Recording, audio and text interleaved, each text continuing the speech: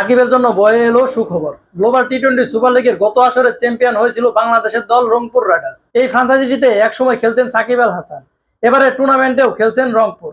তবে সাকিবের প্রতিপক্ষ হবে সাবেক এই দলটি। ক্রিকেট মাঠে সাকিব আল হাসানকে সর্বশেষ দেখা গিয়েছিল পাকিস্তান সুপার লিগ পিএসএল, যেখানে বদলি হিসেবে লাহোর কালান্দার্সে হয়ে 3 ম্যাচ খেলেছিলেন এই অলরাউন্ডার। তার আগে বোলিং অ্যাকশনে নিষেধাজ্ঞা ও নানা পারিপার্শ্বিকের কারণে প্রায় 6 মাস স্বীকৃত ক্রিকেটের বাইরে ছিলেন 38 বছর বয়সী এই অলরাউন্ডার। আগামী বৃহস্পতিবার শুরু হবে গ্লোবাল টি-20 সুপার লিগের দ্বিতীয় আসর। উদ্বোধনী ম্যাচে নিউজিল্যান্ডের দল সেন্ট্রাল ট্যাক্সের মুখোমুখি হবে সাকিব আল হাসানের দুবাই ক্যাপিটালস।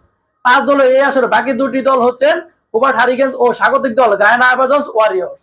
প্রাথমিক পর্বে 5 দলের প্রতিটি দলই একবার করে লড়বে পরস্পরের সাথে, যেখানে জাতীয় দলের দরজা অনেক আগেই বন্ধ হয়ে গেছে সাকিব আল হাসানের জন্য। এখন বিশ্বের বিভিন্ন প্রান্তে ফ্র্যাঞ্চাইজি লিগ খেলছেন এই অলরাউন্ডার। সেই ধারায় এবার গ্লোবাল টি-20 সুপার লিগে ডাক পেয়েছেন সাকিব আল হাসান। গায়নার এই টি-20 টুর্নামেন্টে দুবাই ক্যাপিটালসের হয়ে খেলবেন বাংলাদেশের সর্বকালের সেরা অলরাউন্ডার সাকিব আল হাসান।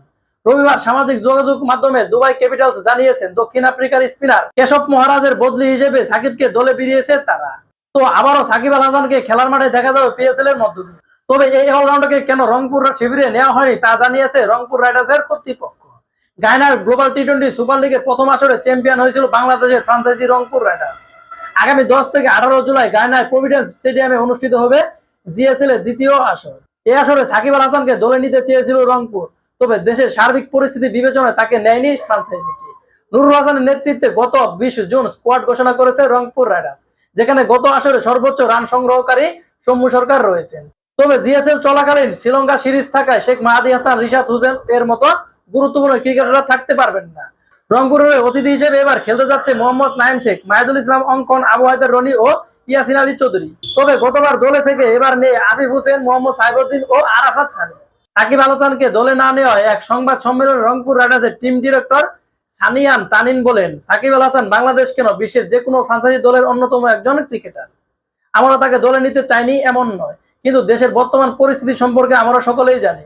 এই পরিস্থিতির কারণে আমরা তাকে নিতে পারেননি। সাকিবকে নেওয়া যাবে না এমন কোন প্রশ্নের নির্দেশনা ছিল কিনা এমন প্রশ্নে রংপুর ডিরেক্টর বলেন, সাকিবকে নেওয়া যাবে কিনা এ বিষয়ে কেউ আমাকে কোনো ইনস্ট্রাকশন দেয়নি। সিদ্ধান্ত সম্পূর্ণ ম্যানেজমেন্ট। এখন দেশে যা পরিস্থিতি তাতে আমরা জানি না সাকিবকে নেওয়ার পর কি ধরনের প্রতিক্রিয়া হতে পারে। সাকিবের পরিস্থিতিটা জানেন, তাই আমরা তাকে দলে নিতে পারিনি। এই প্রসঙ্গে রংপুর রাইডার্সের অধিনায়ক নুরুল হাসান সোহান বলেন, আমি শুধু ক্রিকেটার সাকিব আল হাসানকে চিনি। সবসময় চাইবো ক্রিকেটার সাকিব আল হাসানের সঙ্গে ড্রেসিং রুম শেয়ার করতে। তার সঙ্গে ড্রেসিং রুম শেয়ার করা আমার জন্য গর্বের। সাকিব যে দলে থাকুক না কেন তারা অনেক লাভবান, সেটা বাংলাদেশ হোক কিংবা যে কোনো দেশ। ক্রিকেটার সাকিব আল হাসানকে অবহেলা করার সুযোগ নেই, আর সাকিব আল হাসান যে দলে থাকবে সেই দলের শক্তি অনেকটাই বেড়ে যাবে। এবার রংপুর রাইডার্স ছাড়া পিএসএল এ বাকি 4টি দল হচ্ছে Guyana Amazon Warriors, Big Bash League champion Hobart Hurricanes, New Zealand super ম্যাচের চ্যাম্পিয়ন সেন্ট্রাল ট্যাক্স ও ইন্টারন্যাশনাল টি-20 লিগের চ্যাম্পিয়ন দুবাই ক্যাপিটালস। তো পরিশেষে সাকিব আল হাসান আবারও ক্রিকেটে ফিরছেন পিএসএল এর মধ্য দিয়ে।